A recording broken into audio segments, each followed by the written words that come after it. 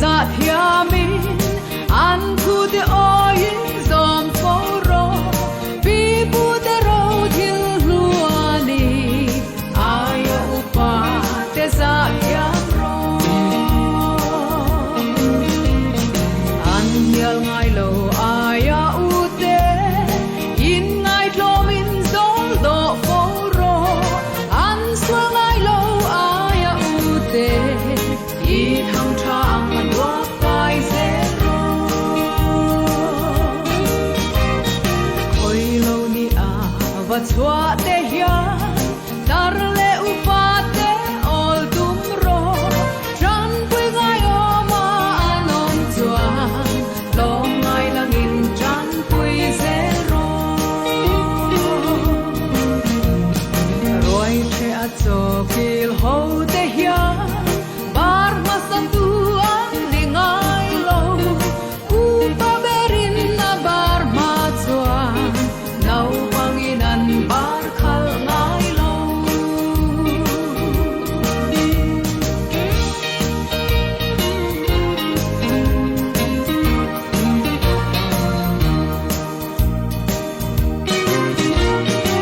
aya upa i biak do ni o danom in kam tra ma ro kam bi ka pu ka u din ka nu ka pa ka ni e mo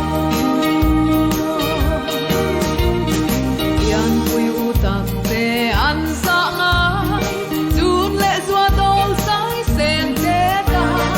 u zo kin lau te an dom ngai chu chu ban huai shin mi le da long se lang che zo rama hia rang ka chak ai i lu zo sam reng ang che kan tin lung nga chang kar nun dan zel ti mo ro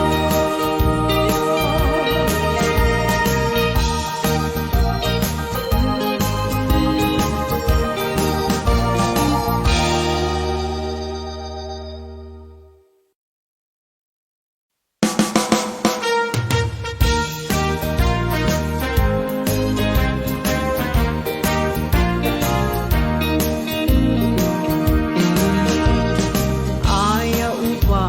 te za thiamin an khu te oin zom foro pi bu te ro thil luani aya upa te za thiam ro an yal ngai lo aya u te in ngai tlomin zol do foro an swa ngai lo aya u te i thang thang an wa pai zero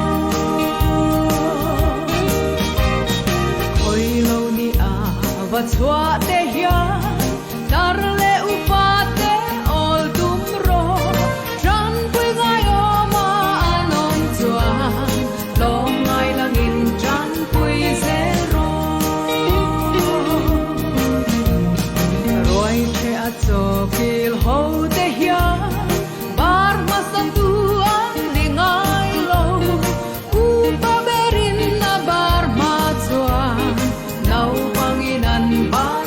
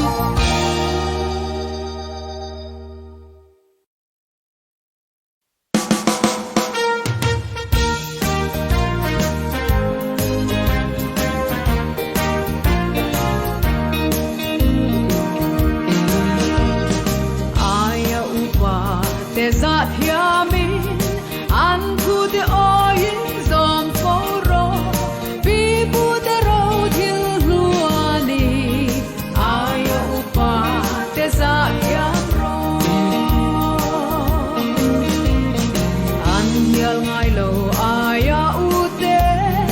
in ngai tlomin zol do foro an swa ngai lo aya ute i hang thang wa pai zero khoi lo ni a wa chwa